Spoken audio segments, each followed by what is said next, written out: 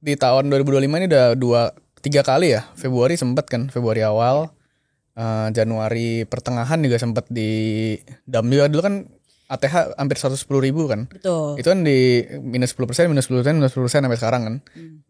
Kenapa wait and see ya, kita nggak tahu ininya ya, kita nggak tahu bottomnya di mana pada saat kejadian. Cuman kan based on price action, based on technical, ya kita udah nge-catch up beberapa bottom yang jadi signal yang oke lah untuk bisa di wait and see. Mungkin bisa entry dulu sebagian ke situ lah. I see. Tapi so far yang diliatin pasti kalau market crypto ya pasti Bitcoin. Terus kita lihat ke total 3 sama USD dominance-nya pasti.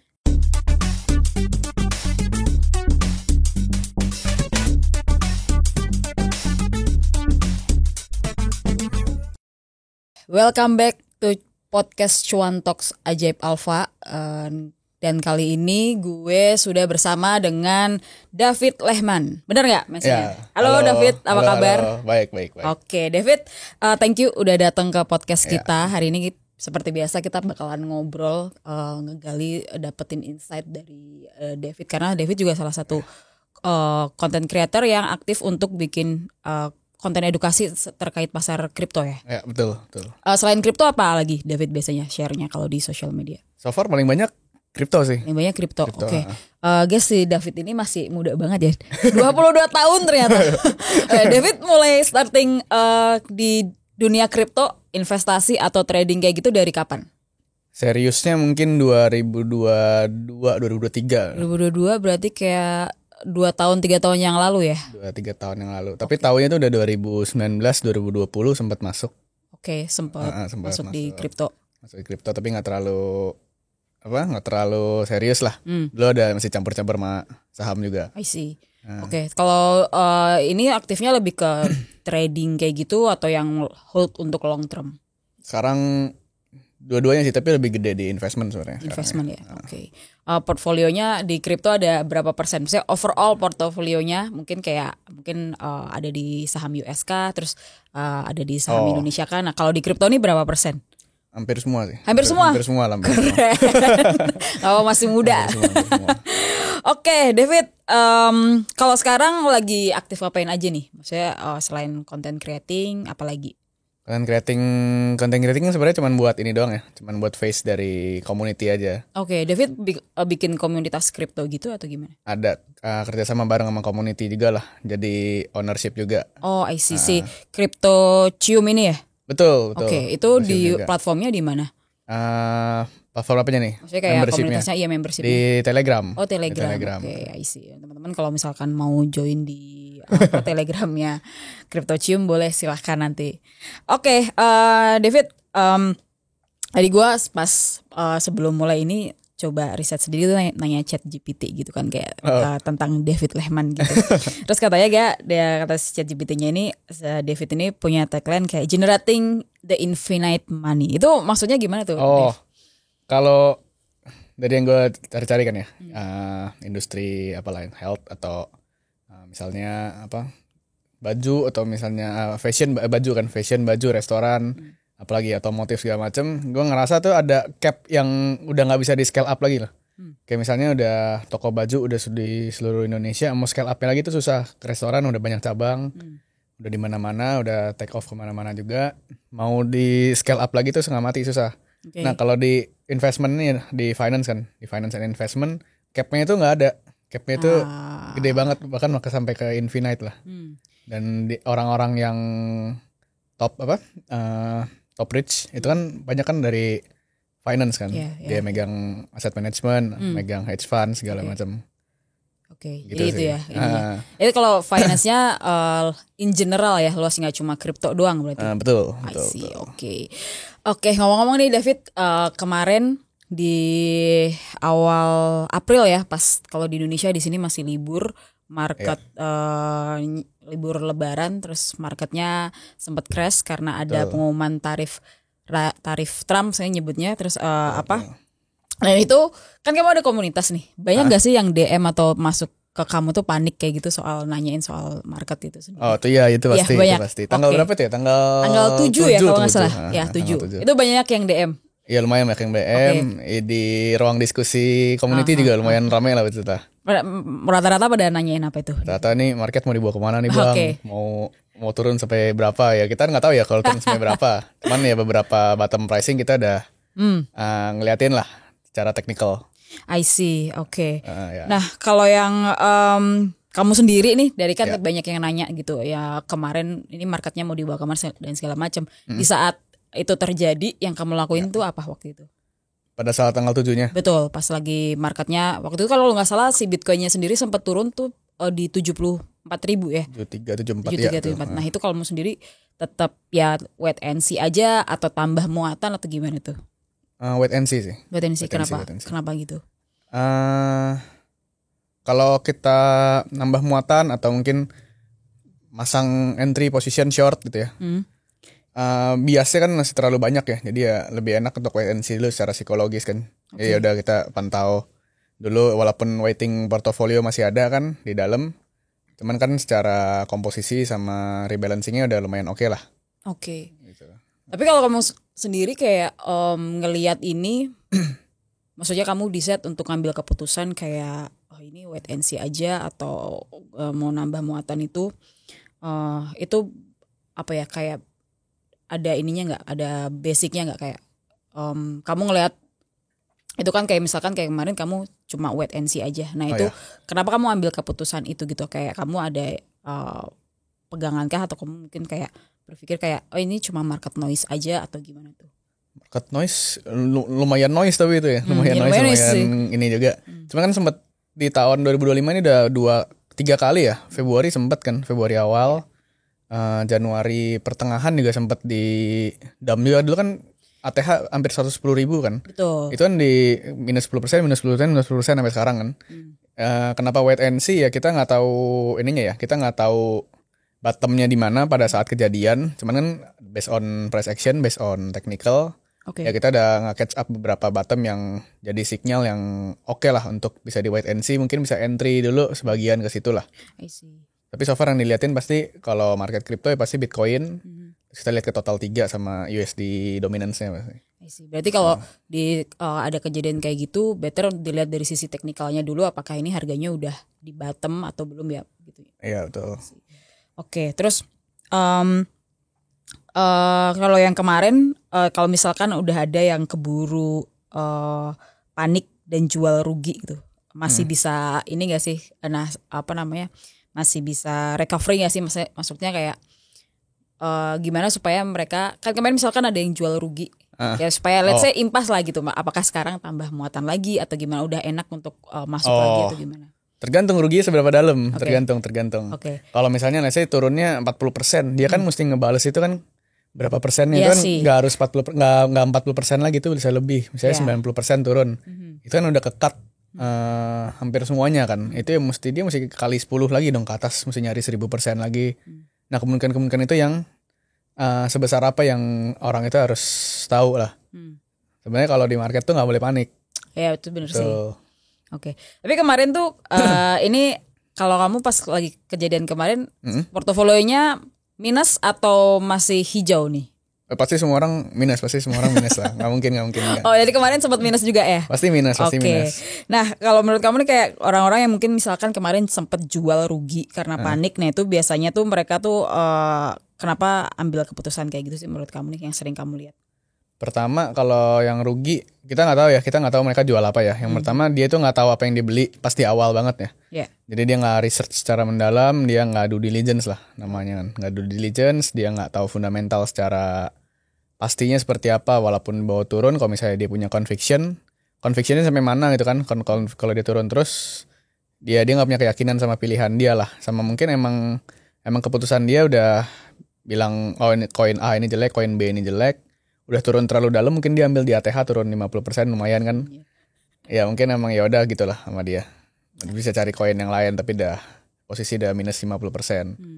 Cuman so far orang panik pasti takut duitnya hilang, daripada lebih dalam lagi ya better dia cabut. Tapi biasa kayak gitu orang yang nggak terlalu conviction sama pilihannya sendiri.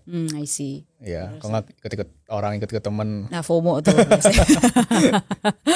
Oke, I see. Nah kalau ngomong soal yang udah sempet jual rugi nih, kita ngomongin soal market deh sekarang kayak. di sekarang ini fasenya lebih ke apa nih menurut David? Kayak apakah ini fase akumulasi atau ini mungkin ada sinyal tren penurunan jangka menengah atau kayak gimana nih marketnya? Khususnya mungkin kita ngomonginnya Bitcoin ya gitu. Bitcoin ya. Kemarin tuh sempat lumayan research lumayan dalam ya. Untuk market sekarang karena tarifnya di halt diberhentiin dulu 90 hari. Jadi 90 hari. Jadi sebenarnya si Trump itu agak lumayan pinter. Jadi dia tuh serang satu dunia kan, semuanya ditarif-tarifin dengan angka-angka yang beda-beda lah. Yang ngelawan kan cuma Cina, itu perang-perangan persenan kan. Iya. Nah, sampai terakhir tuh 145 ya nggak salah ya. Betul. Nah, semua negara selain Cina itu di freeze dulu kan, nggak diberlakuin dulu. Dia masih sama Cina secara makro ya biasa, superpower kan diaduin terus pasti kan. Betul. Nah, pada saat si Trump itu ngumumin di hold atau di berhentiin dulu lah selama 90 hari, itu kan market kan lumayan reaksinya lumayan jadi naik banget kan, dari 75 langsung tembus 80. Kemarin sempat hampir 88. Oh, 88. 86 lebih kalau nggak salah ya. Nah, kalau yang dari sisi Bitcoin-nya secara menengah masih ada penurunan sedikit lah. Mungkin balik ke 70-an kecil lah, 72, mungkin 73, 74 sampai 77 lah. Karena situ kalau secara teknikal ya, yang suka liatin chart nih, yang jago technical analysis, itu ada double bottom di atas, pasti ada double bottom di bawah. Jadi ada double bottom belibet nih. Double bottomnya ini mesti dijemput dulu di bawah, itu ada support trend line di bawahnya. Nah, itu ada probability terus ke situ baru nanti dia rally lagi ke atas gitu sih. Berarti ini akan ada kemungkinan untuk Bitcoin-nya ini turun dulu ya? Ada, tapi ya bisa jadi enggak. Oke. Ini dalam waktu, maksudnya di Q2 kah atau gimana range waktunya nih? Mungkin Q2 ya, mungkin Q2. Kita nggak tahu Trump gimana kan, kalau misalnya dia ternyata tiba-tiba ngapain, nge-tweet apa gitu. Atau tiba-tiba yang kemarin di stop 90 hari di cancel sama dia, itu bisa turun lagi sih itu. Oke. Tapi mungkin sambil dipantengin tweetnya Trump juga, karena dia sebelum dia nge-hold 90 hari dia udah nge-tweet dulu suruh buy the dip sekarang nih di Twitternya. Iya.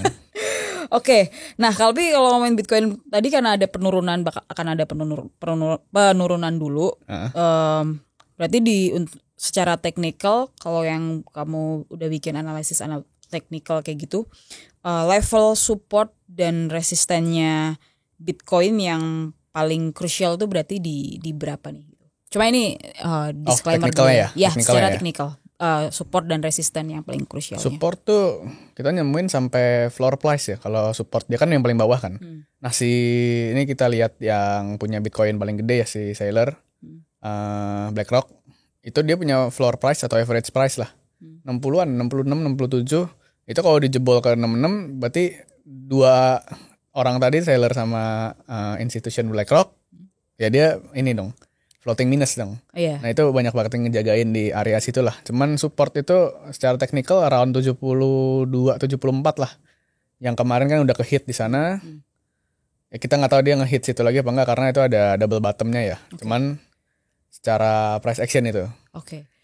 Kalau resistance-nya 88 sih. 88 tuh sampai ke 90 lah. Itu mungkin dia bisa bikin ATH baru kalau dia close candle di atas yang daily atau weekly. Oke.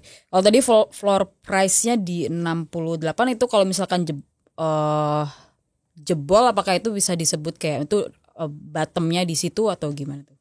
Kalau jebol di bawah floor price ya kita nggak tahu, mungkin bisa dibawa ke bawahnya lumayan dalam. Kalau yang misalkan 70, kalau tembus ke 70, support di 70.000 itu, apakah itu juga bottom price-nya untuk di Q2 ini? Oh ya, bottom price. Bottom price-nya akan di 70.000-an ya? Ya.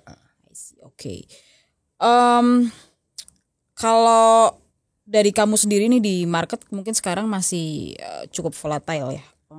Yang dari kamu sendiri, strategi yang kamu lakuin apa nih di kondisi market yang masih volatile lah ini? Kita belum secara naratif selain selain tarif kan ada apa lagi, dan kayak apa strategi yang kamu lakuin apa nih di market yang masih volatile kayak gini?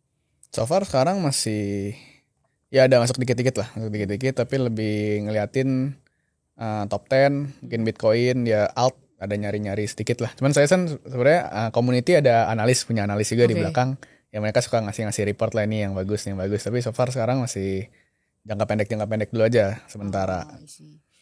Trading berarti ya? Iya ada trading sedikit-sedikit lah. Cuman buat ke community sebenarnya, nggak buat pribadi. Oke. Gitu. I see.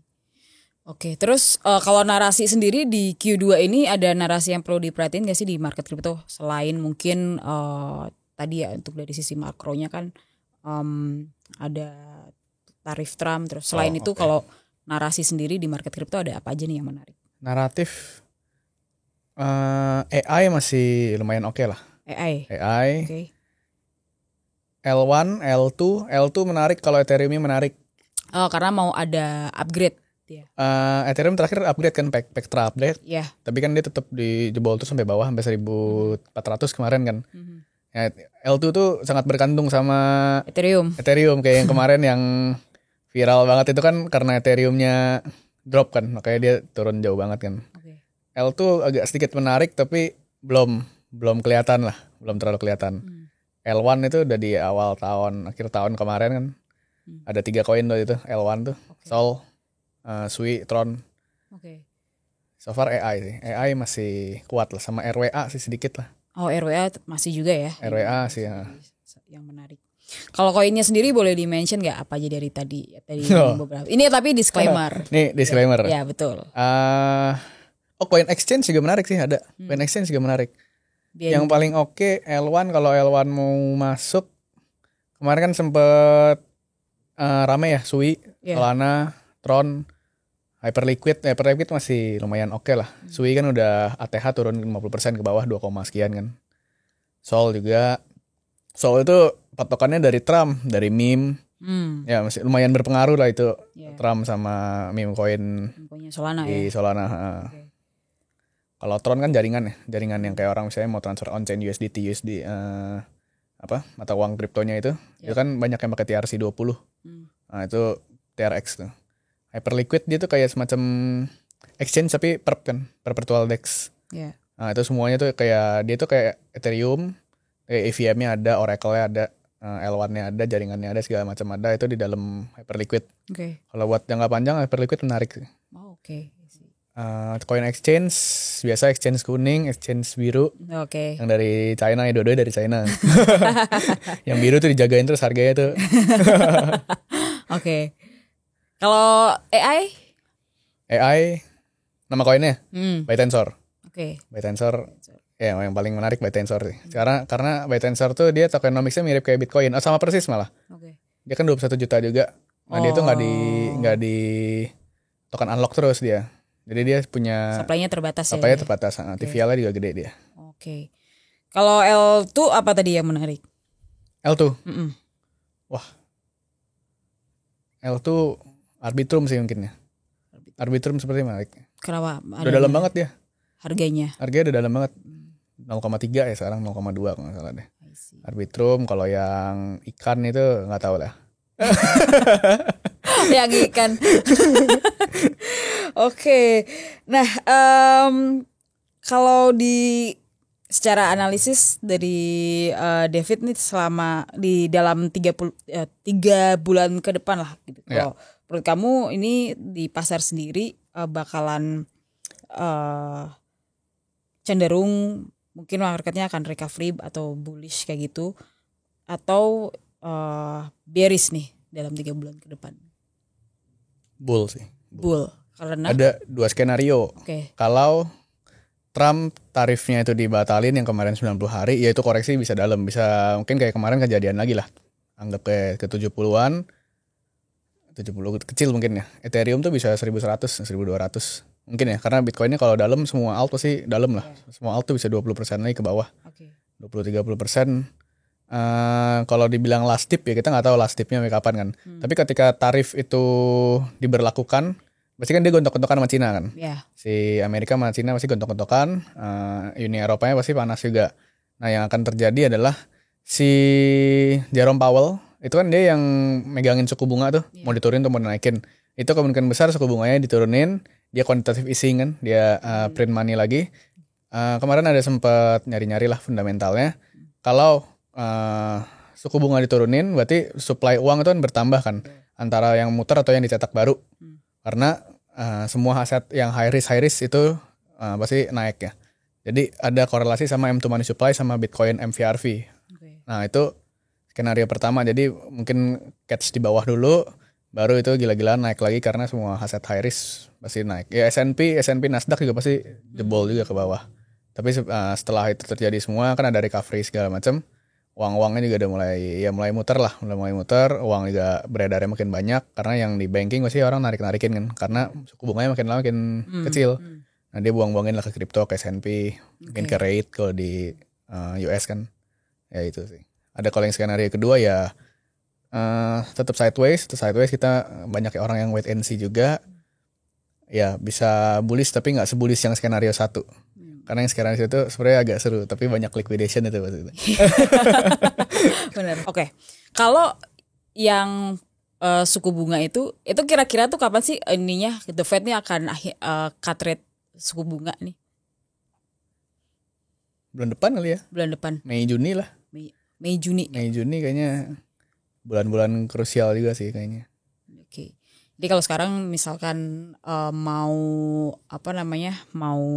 tambah amunisi mungkin bisa ya dikit-dikit ya, karena kemungkinan besar harusnya The Fed pun kayaknya terakhir kalau nggak salah sempat baca juga ini udah kelamaan mereka hold suku bunganya terlalu tinggi, jadi udah kemungkinan besar pun juga akan cut rate nih potong suku bunganya gitu. Betul.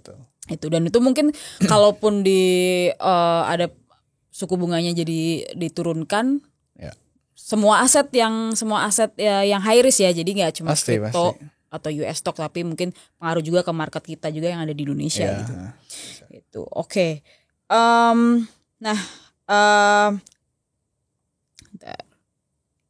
Kalau di ngomongin soal investasi atau trading di market kripto nih, menurut kamu, kalau kamu kan ada ada di komunitas juga gitu, bangun komunitas ya berarti ya, ini ya nge-build community ya. Nah kayak mindset yang penting ditanemin untuk bertahan di market kripto tuh apa sih sebenarnya? Mindset yang penting? Ya. Jangan dibawa perasaan. Jangan baper sama market ya. Jangan dibawa takut gini. Ya takut oke lah, boleh lah. Tapi kan ada yang namanya risk and return. Nah di community gue ini yang dipikirin pertama bukan returnnya dulu. Kalau return, mau cari return kan dimanapun itu kan ada yang namanya return kan. Nah risknya yang mesti dipikirin kan. Risknya mesti sedalam apa, mau sedalam apa. Itu yang paling penting sih. Itu yang diajarin sama di inside community gue lah. I see. Oke. Nah, David, kalau misalkan lagi bikin research atau analisis kayak gitu, boleh kasih tips juga nggak kalau yang nonton kayak gitu? Biasanya kalau kamu sendiri itu bikin risetnya tuh sumbernya dari mana aja yang dibaca, yang kayak gitu-gitu, boleh kasih tipsnya nggak gitu? Terutama mungkin kalau marketnya lagi aman. Lagi volatile nih atau lagi sideways kayak gitu. Gue demen makro kan. Apa? Gue kan demen makro. Demen makro ekonomi segala macam, yang di Indo, yang di US, ya yang global lah, makro global kan. Kan nyari biasa berita. Kalau berita ya carinya jangan yang lokal, sorry ya. Ya carinya di CNN atau di mana. Ini nih nggak apa-apa ya sebut brand ya. Ya di CNN boleh. Kalau misalnya mau yang di kripto, biasa The Block bagus. The Block. Kalau mau cari on chain atau yang kayak SSI itu ada Source of Value, Nansen, itu sih. Kalau sosial media yang ini kayak di Twitter gitu, mungkin ada kripto Twitter yang diikutin nggak? Oh banyak sih, banyak. Siapa aja tuh? Ikutin ini aja, bukan ikutin sih. Suka liatin lah Wintermute. Wintermute. Kalau yang luar negeri sih kebanyakan sih itu ya. Kalau yang di Indo jarang. Nggak ada yang di Indo. Di Indo nggak ada. Nggak ada. Tapi teman-teman juga soalnya kan. Oke deh, David, closing statement buat mungkin teman-teman yang mungkin masih kayak yang kemarin jual rugi dan takut lagi masuk ke kripto atau enggak mungkin masih takut investasi di kripto, boleh dikasih ini nggak, kasih tips atau nggak, boleh kasih closing statement untuk mereka gitu, kasih pesan aja gitu. Boleh. Ya nggak harus di kripto ya, nggak harus di kripto. Nggak mau masuk kripto juga terserah, nggak apa-apa. Yang harus dipikirin tuh apalagi untuk awal orang mau investment atau mau dapetin duit, cari duit. Pertama tuh kuatin diri sendiri dulu lah. Maksudnya dari sisi duitnya ya. Dari sisi duitnya mesti kuatin dulu. Jadi punya pendapatan jangan di all in semua. Ya setengahnya tuh 20%-nya dari pendapatan mungkin boleh lah dicoba-coba investment. Yang pertama harus belajar, nggak harus update tapi yang penting harus belajar lah.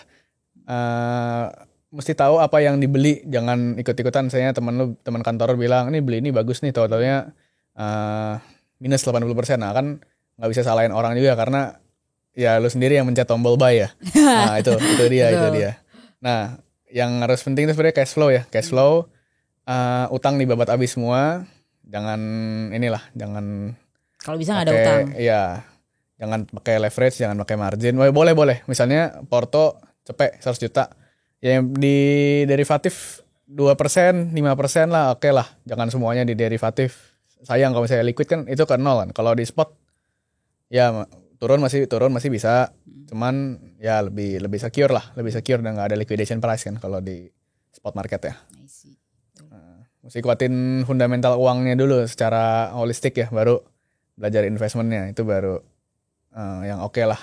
Tapi harus investment sih, mau di apapun lah. Nah, di Ajaib kan banyak. Ada yang alpha, ada yang stock US, ada yang saham Indo. Nah, itu bisa lah di rebalancing tergantung sama profil risiko. Kalau misalnya lebih oke yang mana nih, misalnya high risk ya mungkin bisa masuk yang ke kripto, atau yang lebih low risk atau apa dia bisa ambil yang saham, atau enggak ya taruh di bank, di apa? Deposito. Tapi kan masalahnya kalau deposito properti itu kan barrier to entry-nya agak tinggi ya. Mesti masuk duitnya kan mesti agak gede ya.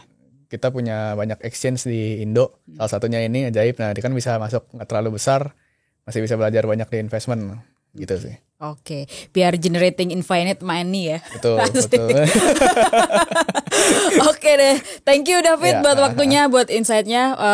David, kalau channelnya berarti di mana aja? Mungkin ada teman-teman yang nonton belum follow, atau misalkan ngerasa kayak pengen belajar lebih banyak lagi nih sama David. Di mana aja nih channel kayak sosial medianya yang biasanya sharing bikin konten soal kripto itu ada di mana aja? TikTok, Instagram, YouTube tapi nggak terlalu aktif.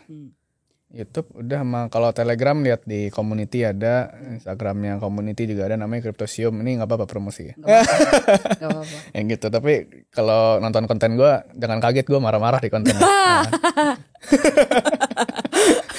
Oke gitu deh.